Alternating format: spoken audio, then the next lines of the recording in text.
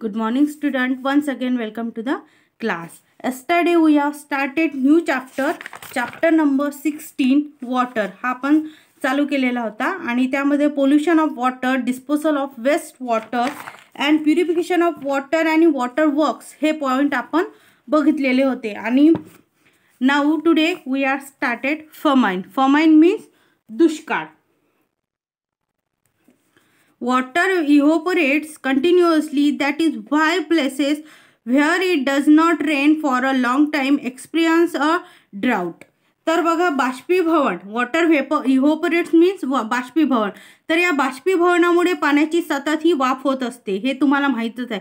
आणि त्यामुळे जे अवर्षण असतात तर ते जे अवर्षण अनुभवणाऱ्या भागातील ज्या नदी वगैरे असतात तर त्यातील पाणी हे बाष्पीभवनामुळे कमी कमी होत असते. जसं बघा, at such places the water level falls in rivers, wells, lakes, burns and dams.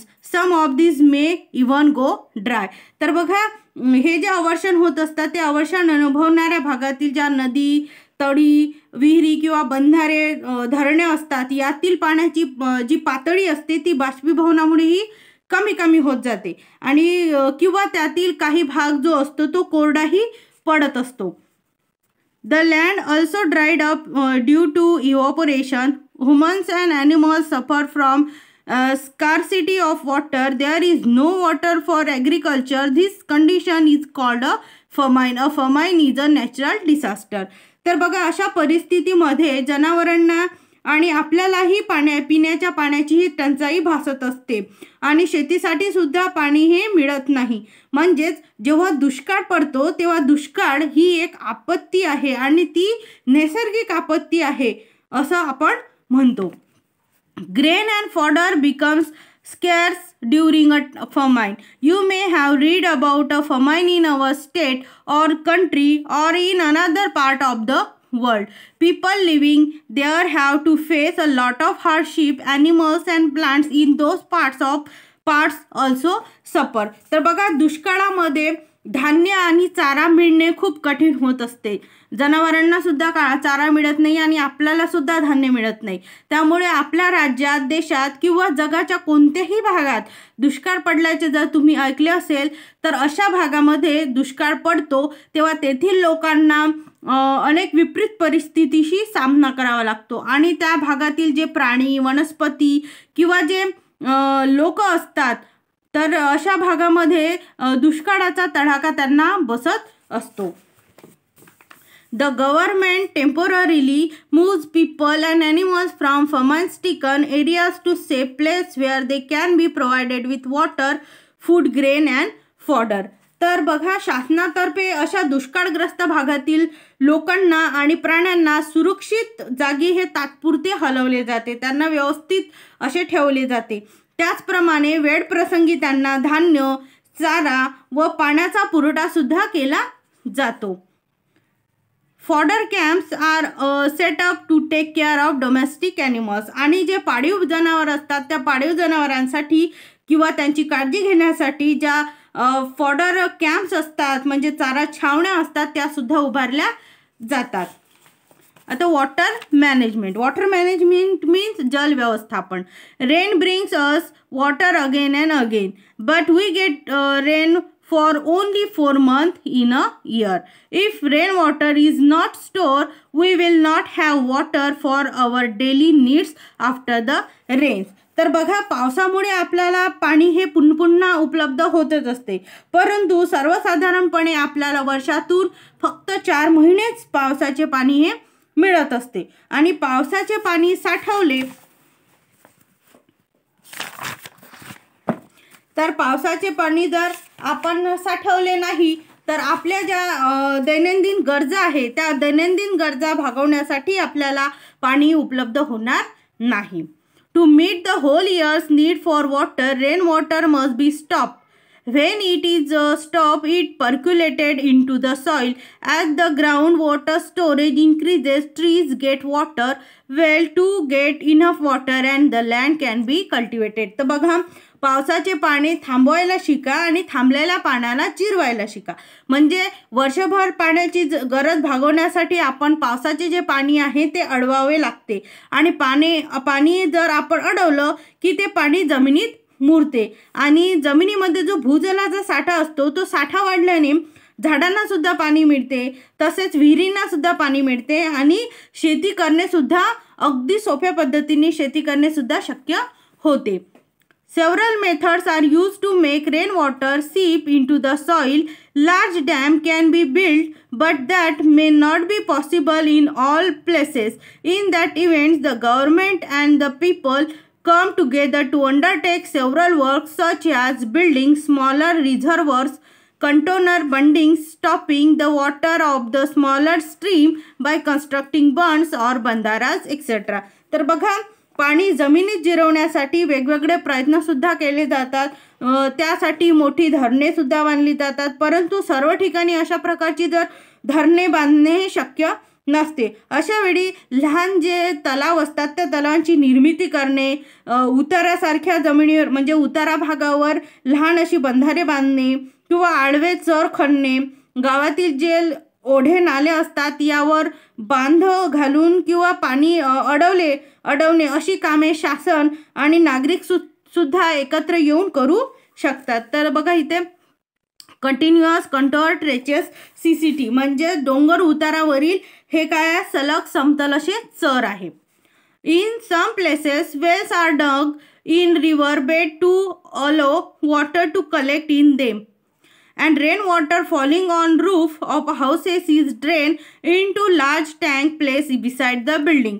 तर बघा, काही ठिकाणी नदीच्या पात्रात विहिरी खोदून म्हणजे नदीच्या पात्र जे असतात त्या पात्रामध्ये विहिरी खोदून तेथे पाणी साठवण्याची ही व्यवस्था सुद्धा केली जाते आणि काही ठिकाणी घराचे जे छप्पर असतात त्या छतावर पडणारे जे पावसाचे पाणी असतात ते पन्हाळ्याच्या मदतीने अंगणात ठेवलेल्या टाक्यामध्ये सुद्धा साठवता येते. Using all such method help us to store as much water as possible. अशा सर्व पद्धतीमुळे आपण जास्तीत जास्त पाणी हे साठवून ठेवू शकतो. It is very important to use water carefully to stop rain water from flowing away to make it seep in to the ground or to collect in tanks. तर बघा, उपलब्ध पाण्याचा जर आपण काटकसरीने वापर केला त्याचप्रमाणे पावसाचे जे पाणी आहे ते जर अडवून जमिनीत जिरून ठेवले किंवा टाक्यामध्ये जे साठवलेले पाणी आहे ते महत्त्वाचे असते. Taking steps to ensure that rain water will be available even in the period after the rainy season is called water management. तर बघा, अशा पद्धतीने पावसाळ्यानंतरच्या काळातही आपण पाणी उपलब्ध होईल आपल्याला अशी जर सोय आपण केली किंवा अशी सोय करणे यालाच आपण वॉटर मॅनेजमेंट म्हणजे जल व्यवस्थापन असे म्हणतात. तर इथं storing rain water in tank. तर बघा, पावसाचे पाणी टाक्यामध्ये अशा प्रकारे साठवले जाते आणि मेकिंग रेन वॉटर सीप इन टू द सॉइल आणि पावसाचे जे पाणी आहे ते जमिनीत अशा प्रकारे जिरवले जाते. तर अशा प्रकारे हा जो आपण पाणी हेच आपले जीवन आहे आणि म्हणून आपण हे पाणी जे आहे ते अडवले पाहिजे, त्याचा साठा करून ठेवला पाहिजे आणि त्याचा काटकसरीने वापर सुद्धा केला पाहिजे. हे गोष्ट आपण नेहमी लक्षात घेतली पाहिजे. तर बघा, हा लेसन तर फिनिश झालेलाच आहे, परंतु एक्सरसाइज मध्ये जे क्वेश्चन आहे, question number 3, answer the following question. बघा, फर्स्ट आहे what condition prevail during a famine. म्हणजे दुष्काळात कोणती परिस्थिती ही निर्माण होते. त्याचा आन्सर आहे बघा पेज नंबर 79 वर आणि फमाइन मधला फर्स्ट पॅराग्राफ आहे. तर बघा, the land also dried up due to evaporation. Humans and animals suffer from scarcity of water. There is no water for agriculture and this condition is called a famine and a famine is a natural disaster. तर तुम्ही pencil असेल तुमच्या हातात तर the land पासून note down अशी underline करायची आहे आणि डिसास्टर पर्यंत आणि लास्ट पॅराग्राफ मधला जो थर्ड लाईन आहे last, people living there have to face a lot of hardship and animals and plants in those part also suffer. हे सुद्धा 2 पॉइंट या फमाईनच्या पॉईंटमध्ये लिहायचे आहे. म्हणजे हा क्वेश्चन नंबर 3A चं हे काय आहे आन्सर आहे. डिसास्टर नंतर पीपल लिव्हिंग पासून सफरपर्यंत सुद्धा तुम्हाला हा पॉईंट लिहायचा आहे. नेक्स्ट क्वेश्चन आहे, what works are undertaken to make water available even after the rainy season. तर बघा, म्हणजे पावसाळ्यानंतरही पाणी उपलब्ध होण्यासाठी शासन आणि नागरिक कोणती कामे करीत असतात. तर बघा त्याचे आन्सर आहे सेकंड नंबरचा paragraph, large dam can be build but that may not be possible in all places. In that event the government and the people come together to undertake several works such as building smaller reservoirs, contour bunding, stopping the water of the smaller stream by constructing bunds or bandhares etc. तर question number 3 मधल्या बीचं हे answer आहे. म्हणजे हा पूर्ण paragraph right down करायचा आहे, large dam पासून तर एक्सेट्रा पर्यंत. Question number 3, why is it necessary to stop rain water. म्हणजे पावसाचे पाणी कशासाठी अडवावे लागते. तर बघा त्याचा आन्सर आहे सगळ्यात वरचा जो पॅराग्राफ आहे तो 80 नंबर पेज मधला.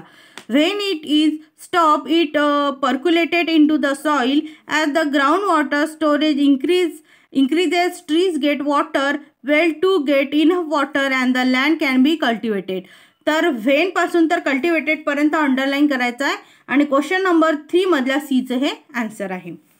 क्वेश्चन नंबर डी आहे, what is mean by water management. Water management म्हणजे जल व्यवस्थापन म्हणजे काय.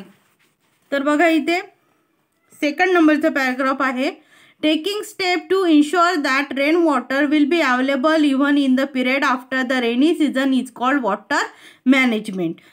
तर हा आहे टेकिंग पासून मॅनेजमेंट पर्यंत अंडरलाईन करायची. आणि क्वेश्चन नंबर 3 मधल्या डीचं हे आन्सर आहे. आणि हे क्वेश्चन नंबर 3 ABCD हे चारी पण जे क्वेश्चन आहे ते तुम्हाला 3 टाइम राईट डाऊन करायचं आहे. नेक्स्ट क्वेश्चन आहे question number 4, true or false. Correct the wrong statement. जे ट्रू ऑर फॉल्स सांगायचं आहे आणि जे रॉंग स्टेटमेंट आहे ते आपल्याला करेक्ट करायचं आहे. तर बघा ए आहे, we get rain water throughout the year. म्हणजे आपल्याला पावसाचे पाणी आपल्याला वर्षभर मिळते का. नो. तर हे काय फॉल्स आहे. तर त्याचा आन्सर कसं लिहायचं, we get rain water throughout 4 months in the year. म्हणजे वर्षातून फक्त 4 महिनेच आपल्याला पाणी मिळते. बी नंबरचं आहे, during a famine the government moves people and animals temporarily to safe places.